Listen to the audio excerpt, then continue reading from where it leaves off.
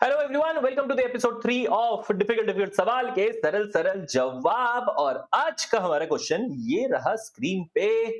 और भाई, goods and service tax network का कोई क्वेश्चन है। मैं बता दूं, ये chapter number 9 audit of different types of entity का क्वेश्चन है, गवर्नमेंट ऑडिट वाला पोर्शन। अब बहुत कम ऐसा होता है कि किसी गवर्नमेंट ऑडिट वाले पोर्शन में से वो लोग केस स्टडी बेस्ड क्वेश्चन पूछे, क्योंकि टॉपिक ऐसा है ही नहीं वो। बट अब यहाँ पे ये क्वेश्चन पूछा है which makes the question a little unique but a very easy one. ठीक है, पढ़ते हैं जरा।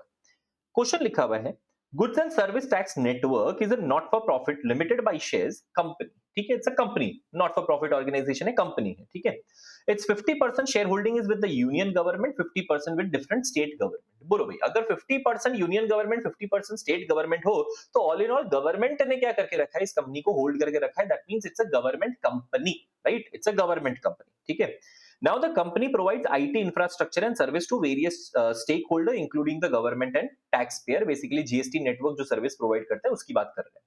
Now the company is in operation since the past few years and subsequent auditor needs to be appointed during the financial year 2023-24। Company काफी सालों से चल रही है। अब अगले साल का ऑडिटर हमें, यानी 2023-24 के ऑडिटर को हमें अपॉइंट करना है। क्वेश्चन ये पूछा हुआ है, who appoints the statutory auditor of such company described above in accordance with the provisions of Companies Act 2013। अगर ऐसा क्वेश्चन पूछा है तो देखो, ये तो हम सबको पता है कि who appoints the statutory auditor. Sir, controller auditor general जो है वो किसी भी गवर्नमेंट कंपनी के ऑडिटर को जो है वो अपॉइंट करेगी, ये पता है। बट अब बोला हुआ in provisions, in accordance with provisions of companies act 2013। That means question जो है तुमसे सेक्शन डिमांड कर रहा है, कौन से सेक्शन के अंडर ये ऑडिटर को अपॉइंट किया जाएगा। अच्छा, इसके बाद इन्होंने ये भी पूछा, can any directions be issue to statutory auditor of the above company. देखो, आंसर बहुत सिंपल है। ऑब्वियसली सेक्शन 143 सबसेक्शन 5 करके दिया हुआ है, ये चैप्टर नंबर 9 में भी है। चैप्टर नंबर 9 में आप जाके देखोगे, वहां पे लिखा हुआ है सेक्शन 143 सबसेक्शन 5 पावर देता है, किसको पावर देता है? C&AG को, कि वो अपॉइंट कर सकता है एक चार्टर्ड अकाउंटेंट को as an auditor of a government company, right?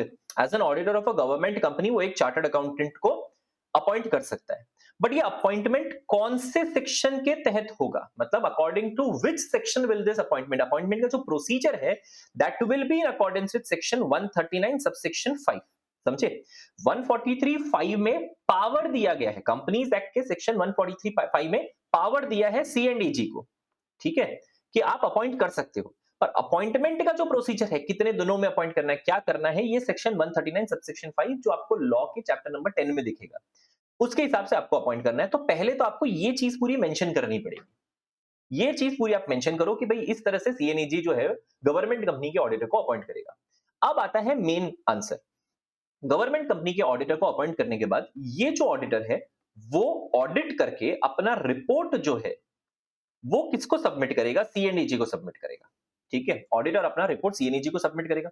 इसमें C&AG साथ में अपॉइंटमेंट के टाइम पे C&AG क्या कर सकता है, ये पूरा लिखना है, और वो पूरा लिखा हुआ भी है, तुम जाके चैप्टर में देखोगे तो C&AG डायरेक्शंस दे सकता है कि भाई इस तरीकों से तुम्हें क्या काम करने हैं, एक्स्ट्रा कुछ काम करने हैं over and above what is written in the standards on auditing also. अगर C&AG को लगता है कि नहीं, स्टैंडर्ड ऑन ऑडिटिंग में जो लिखा है उतना इनफ नहीं है, मेरे को इस गवर्नमेंट कंपनी में ये भी चेक करवाना है, ठीक है, तो तुम डायरेक्शंस दे दो। ठीक है, डायरेक्शन, रेगुलेटरी डायरेक्शंस आ गए ऑडिटर के पास।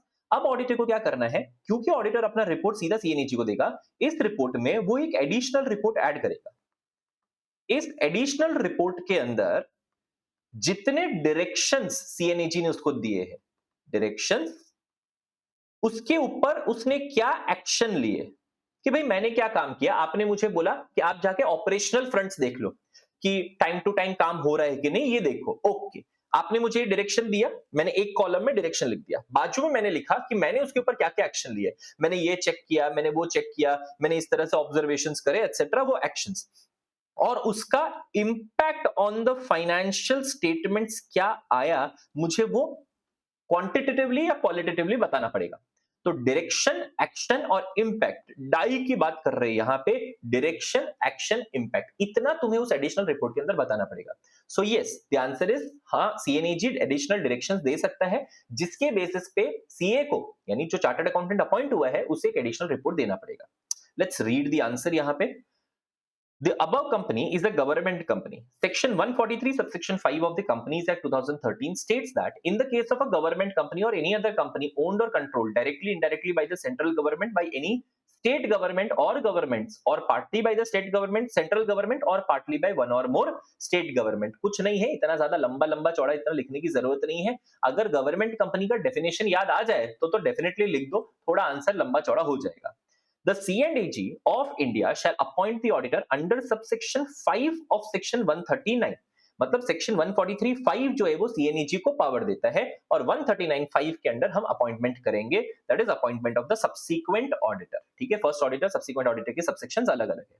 And direct such auditor the manner in which accounts of the government company are required to be audited, and thereupon the auditor so appointed shall submit a copy of the audit report to the C&AG, which among other things include the, बोलो audit report के अंदर क्या क्या चीजें और होगी, additional report के अंदर directions any if any issued by the C&AG, the action taken thereon, and the impact on the accounts and the financial statement of the company.